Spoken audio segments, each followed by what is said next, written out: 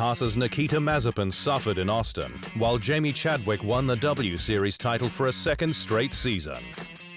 You can now watch full 24-minute episodes of The Inside Line at our official home on unbeaten.com.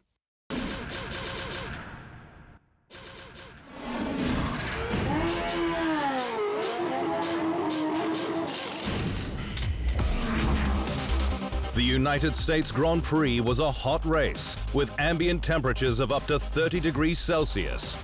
But Haas's Nikita Mazepin was feeling it with helmet, headrest and footwell issues making it unbearable.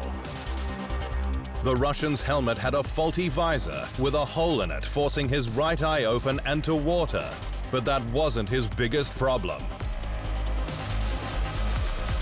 "I'm also crying inside the car with how my feet are burning," he said over team radio.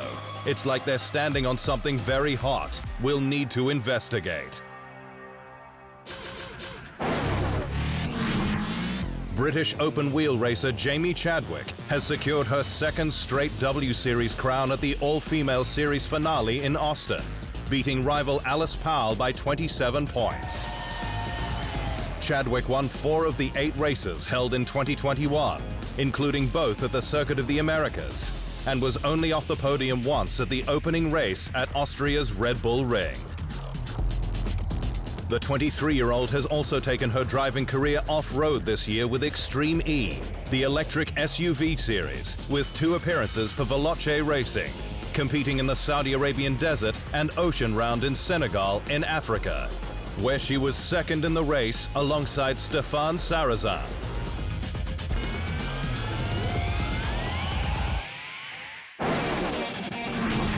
Red Bull Racing's Sergio Perez says that the sport's new era cars will no doubt be a backwards step for the drivers, with the current spec vehicles the best cars we have driven. F1 will introduce its futuristic new cars next year, ones designed for the first time with closer racing in mind. But the 2022 cars will be slower and heavier with a totally different feel due to the new 18-inch lower profile tires they run on. "It's obviously very different compared to the current regulations," he said. "I think these cars we are currently driving will never see them in the history of Formula One." Australian F1 driver Daniel Ricciardo says he saw a glimpse of McLaren's World Championship potential in Monza, where the squad finished with an historic 1-2 result and no mistakes made. Ricciardo had a difficult start to his McLaren campaign as he got to grips with the MCL 35M, but his Italian Grand Prix was far more than just relief, said the Australian to F1's official podcast Beyond the Grid. Truth is, Monza proved everything, because it's the win, but it's everything that happened around that showed that no one cracked. Like, no one cracked. That is really important. Ricciardo is on a 3-year deal with McLaren, taking him through to the end of 2023, and believes that the squad can lead him to the crown, with Monza a perfect example of its capabilities. We had the fastest pit stop of that race in Monza. To do that when the team is not notoriously known for the fastest pit stops, so to execute that in probably the highest pressure pit stop of the year, that is what I took from that weekend. Like, man, we've got a group of winners here. And that makes me really excited. Ferrari driver Charles Leclerc went to Austin last weekend via New York after he missed his original flight due to confusion in Nice, where officials failed to understand the paperwork required to enter the USA. Leclerc had the National Interest Exemption, or NIE, document required, but his local airport staff failed to recognize it until it was too late.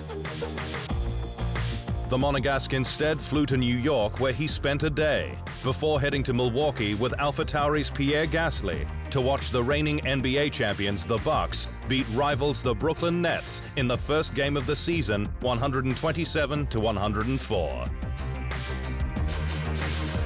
It was just one guy at the airport of Nice that for some reason didn't really know what an NIE was, and I got stuck there, he said. F1's official feeder series F2 and F3 have revamped their scoring systems for 2022, with a bigger focus on Sunday's feature race. F2 and F3 will next year return to competing on the same weekend, with just 2 races each, instead of the 3 this year that proved unpopular. Feature races will retain the same point system as F1, but with 2, not 4 points for pole, and 1, not 2 points for setting the fastest lap.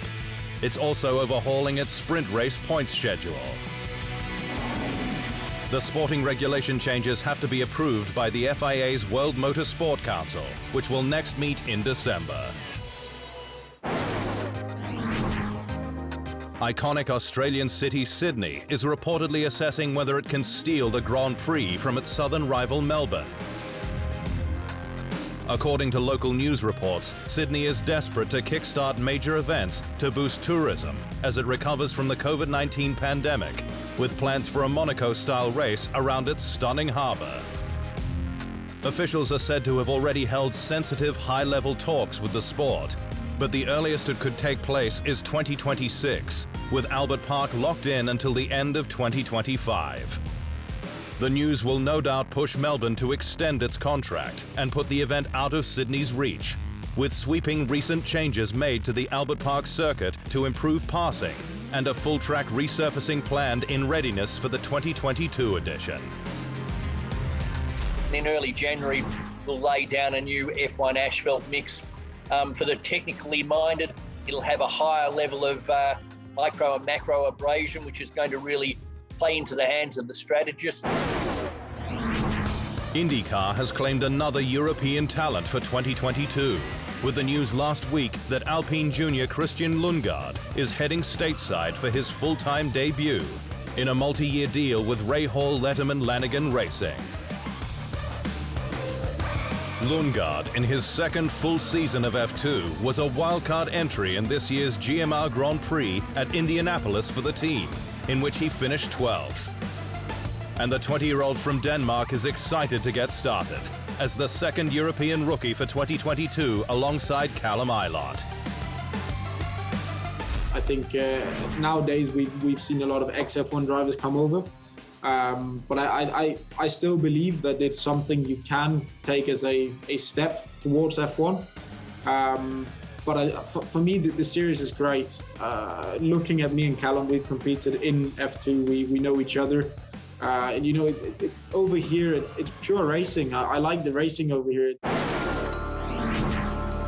Former Grand Prix driver Romain Grosjean says he still has another 2 operations to go on his left hand to recover from the damage it sustained during last year's Bahrain Grand Prix. Grosjean crashed through the Turn 3 barrier on lap 1, shearing his Haas F1 car in half, but emerged from the giant fireball with just minor burns to the back of both hands. But while his right is back to 100%, there's still some way to go on the left, said Grosjean to Australian Grand Prix podcast In the Fast Lane.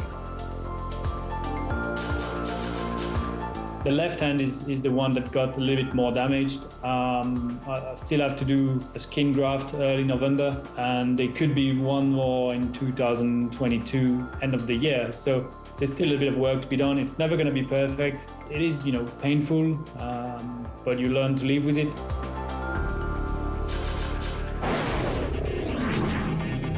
Next year's Race of Champions is set for a boost, with 2-time F1 world champion Mika Häkkinen joining Valtteri Bottas to become Team Finland in the event's Nations Cup. The Race of Champions, which hasn't had a physical event since 2019 due to the COVID-19 pandemic, will be held in Sweden in February, with the competition taking place on snow and ice. Häkkinen and Bottas join DTM and Rallycross champion Matthias Ekström, WRC legend Sebastian Loeb, 9-time Le Mans champion Tom Christensen, X Games gold medalist Travis Pastrana, with others to be announced. Mexican rally driver Benito Guerra won on home soil last time out at the 2019 event held in the stadium at the Autodromo Hermanos Rodriguez.